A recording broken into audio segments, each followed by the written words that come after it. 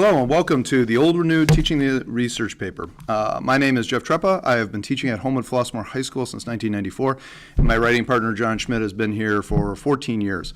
When both of us started, it was very clear that the school had a real commitment to all students writing a historical research paper. The department felt, and we felt as well, that it was important for students to go through all of the thinking processes involved in the research paper. That in many ways, the research paper was the culmination of historical thinking, and we could see all of the steps of the historical thought process in not only the research, but in the writing up of its conclusions. Over the years, though, we found that the students really struggled on a lot of those steps that we often take for granted. It's one of those classics of people feeling very strong on the subject, but then trying to convey this material to students at all levels. And we felt very strongly, John and I did, that it was important for every historical student, regardless of the so-called level, honors or academic core or what have you, that it was important for all students to be able to have access to that historical thinking, that was really the driving force of the course. So when we developed the research paper workbook and all of the processes of historical thinking, we really were looking at an old idea but trying to achieve greater clarity. To try to get a situation of equity for all students, that they could all have access to that. What we have developed are a series of steps that essentially emulate that historical thinking process, and the idea being that the students will not only see models of each step, but they'll also have templates to fill out to help them and guide them in having a more clear historical process in what they're doing for the research paper. And it also, of course, allows us as teachers to see each step, help the kids with each part of the thinking process. So it's trying to break it down into discrete steps. We want to emphasize here that our writing process is not just to produce a narrative paper, let me tell you the story of Winston Churchill, but very much it's about historical interpretation. It is deliberately analytic. We are focusing very strongly on causes and effects, really wanting to build students' skills in evaluating and constructing arguments, the kinds of things, of course, that we see play out in all kinds of instruments, be it International Baccalaureate, advanced placement, college tests like ACT, SAT, PARCC, all these kinds of things. We feel very much that those tests are really trying to assess those kinds of skills. We have been very fortunate at Homewood Flossmoor High School to deal with a variety of students from very many diverse backgrounds. And as we developed the steps, we found that we often had to rework the steps to, again, ensure greater equity. So just a sense of what those steps are in our historical thinking and the kinds of materials that we've been developing. You have the 7 steps here. I'm going to take each one in turn, talk a little bit about what we're attempting to do, and then at the end give you a way to find greater information, more materials, that kind of thing that may be helpful. So step one we've described here as topic description and development of historical question. What we're really aiming for with step 1 is for the students to pick a topic, a historical topic, and then to essentially understand the context of that topic, to go out, find out a little bit about their topic, the kinds of things that historians do in general, just become familiar with the topic. Think in terms of certain turning points, time periods, so we work with context, periodization, things like that. Ultimately, we're following very much on the lines of David Hackett Fisher when he argues that historical interpretation really needs to be focused on the historical question, and that question should be open-ended, should be about causes and effect, should be argumentative, and should be sufficiently specific. So Hackett Fisher argues very much about this causes and effect, and we agree. Before you get to the point of dealing with evaluating what happened, before you get to the point of comparing what happened to something else that happened, we feel it's very strongly important. It's quite significant that the students deal with what exactly did happen, what led to what other kinds of developments. So we want them to start definitely in their historical research with a question dealing either with causes and or with effects. We also feel it's important that the students have a question that's open-ended. Was Mr. Treppa a dictator in class or was he a saint? Not a very helpful question. It avoids all kinds of wonderful possibilities about me. Instead, the question would be something like, what kind of impacts did Mr. Treppa have on the history class? And then the students are then able to go more open-mindedly, find information, and form their own answers. But we do want the question to be one that can be answered argumentatively. If it's a very straightforward question about what date did the Declaration of Independence become ratified by the Continental Congress, that's not going to be a very helpful question. You get your answer and you move away, but you really don't have a broader interpretation. So we're looking at these kinds of items. We're also looking at an issue of specificity, which when I show you the examples, I think will give you a feeling for this. But the students are not going to be able to take on all things at all times. Like to talk often about having a focus, having a frame of reference, using analogies like if you're trying to do a history of the classroom, you might focus on one particular person in the classroom, you might focus on a part of the classroom, but you're probably not going to be able to take on the entire classroom all at once in a meaningful way. So here are some samples of good historical questions that would have the kinds of qualities we're talking about. If you look at all three of them, you can see that there's definitely an issue of either cause or effect in each question. You can definitely see that there is a argumentative quality to it in the sense that there's not a real clear-cut answer for which you don't need to do research. There's definitely interpretation going on here. You'll also notice it's open-ended. You notice that second question, for example, it's not asking you, is Napoleon Bonaparte a jerk or a saint? It's giving you a question about how did he actually gain power. An evaluation could come later if you want to do that kind of thing. The other point, though, is this issue of specificity. If you look at these questions, you'll see they're giving you time frames. And that, again, is very important. You've got to be able to focus. Otherwise, you're too much all over the map, and it becomes too confusing to manage adequately in a relatively short paper. So we've seen a variety of questions that are difficult over time. I don't want to spend a great deal of time with these right now. If you want more material of this sort and how to help students, of course, our website will give you more practices and pedagogy that you can use. But just for now, these are all things that we've seen submitted at times in step one, which has allowed us to catch it early, essentially, and help the students.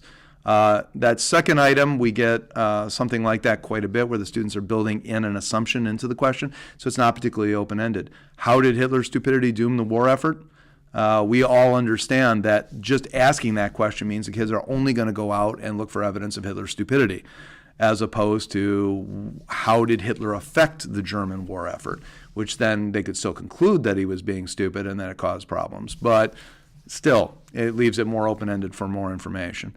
So, we have that graphic up there about good historical questions and the four elements that are in there. We play that out quite a bit in many, many contexts within our classrooms.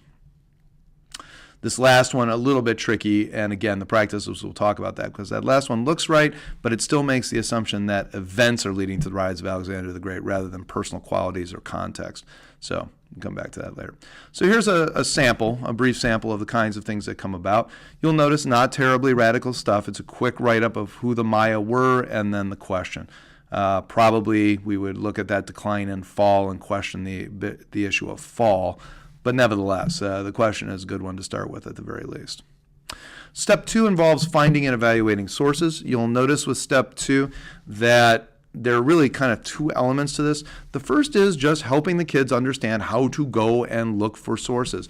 Kids very often are kind of stuck on this. They don't really have very much experience with it very often by the time they get to us. And so a lot of times the students are going to do things like either A, go to a library and just pull some things off the shelf and hope that it works, or B, just go on the internet, just type something in, whether it be to Google or what have you, and they just take the first thing that happens.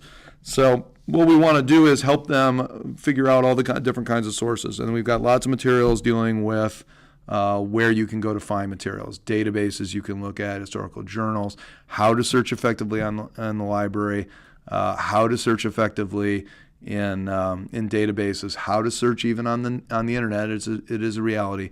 So we also have materials dealing with how to make a good judgment about what works and what doesn't.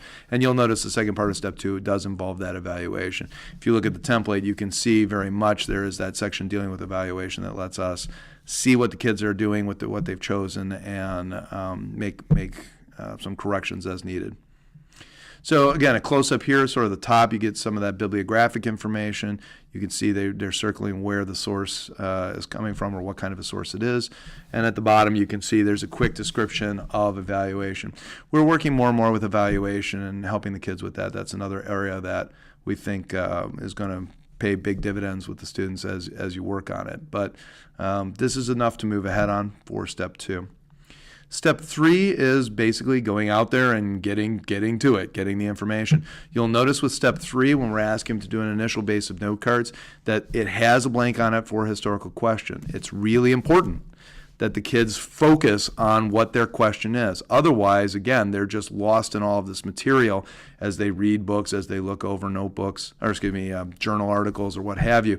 They need to have a clear sense of what the historical question is. Now, it may be as they go through the information that they ultimately conclude that they need to make an adjustment to their historical question. And that's fine. That's part of what the benefit is of going step by step by step. If they see information that's dealing with a slightly different question than they were expecting, but they think it's a good thing to explore, they can pursue it. If you look at each individual note card, you'll notice that we have some bibliographic information there. We have a section for the note itself. We do recommend the kids put down exact wording so that later on when they're writing the paper, they can choose to either use the exact wording and do correct citation for that, or they could paraphrase it. But if they take the notes in paraphrase form, then they would have to look the source back up again if they decided they wanted to use exact writing, or quotations. So that's a tricky part, something that's important to emphasize to the kids. You'll also notice on these cards there is an issue of possible topics. This is because we want them, as they're going, we want them to start thinking about what kinds of answers to their question are there? What kinds of answers might they be able to support? So you'll notice here it says, why did the Maya civilization decline and fall? There's that question again. And then they have a variety of sources. If you look at Lamonic's article, Secrets of the Maya, in the upper left there, you can see that the note talks about T. Patrick Colbert, and it's giving you a direct quotation at the bottom of that note card talking about how high the population density is in this particular region. And so one of the possible claims, or one of the possible answers to that question occurs to the kid that it maybe overpopulation has something to do with the decline of Maya civilization. So he or she puts it down next to possible topics, right? It's not a guarantee, it doesn't have to be that, but it's a possibility. And then as you look at the other three cards, you can see overpopulation doesn't show up again on these cards, but there are some things that could connect. Water shortages, deforestation, maybe those things could connect. That'll help the kids put together analytic theses. So it's a good thing to be doing just as they're taking the note cards. Step 4 is where a lot of intense historical thinking occurs. This is the section dealing with establishing claims. We want the kids to get to the point where they are creating original argument. Granted, a lot of high school students dealing with mostly secondary sources are going to have a hard time very often coming up with truly unique and original thoughts. And some of you and some of us, for that matter, really encourage the kids to work with primary sources as well. But it is important to get a sense of the historiography and the secondary sources. When they get to step 4, what they're doing is they're looking at possible answers to their question. So once again, you see the template here has a space for the historical question. Maybe they've modified it by this point, maybe they haven't, but they need to think about what the question is, and then how does their evidence help them answer that question. So now we're dealing with the issue of categorization. How does the evidence fit together? Okay. They've looked at periodization and context. They've formed an analytic question. They've gone out, found sources, evaluated the quality of sources, gathered some initial evidence. Now they're looking at what do they think they have. So there are 3 elements to the historical argument we think are important. You can see them on the screen in front of you there. Claims, what are your answers? And then logic and evidence. So what are your answers? What evidence do you have that backs that up? And then the logic, general reasoning that links the claim to the evidence. Many of you will be familiar with the idea of claim data warrant that comes to us from all kinds of sources. But that claim data warrant part is definitely something that's crucial to building the argument. So here's the template again. And you can see that in this case, the student has come up with 3 basic answers, but some of those answers are combinations of things. The student put down overpopulation on the note card, but they do see overpopulation linked to drought, that those 2 things they do see as being connected. You can see at the explanation there, we'll make it she in this case, she is basically saying, look, the Maya are so successful that they have too many people, and then when drought occurs, they're in trouble. That combination is devastating. That's really nice. It's a nice analytic piece, seeing not only that this is an answer to the question, but kind of linking, not kind of, it is linking those 2 answers together. So it's a really nice piece. The other 2, fighting over scarce resources, loss of confidence, all of which you can see has some evidence. Now, sometimes you'll notice that the evidence may be a little more sparse than you like. Column 2, for example, you'll notice there are only 3 note cards. Maybe it's a good indication there's not quite enough evidence for this. Maybe not, but at least the question arises there. The student will have the ability to think about, do they have enough evidence, and have they really thought through how this all links together? So the thesis then comes out, and of course it's a thing of beauty. Why did the Maya civilization decline and fall? And then you can see what the student did with it.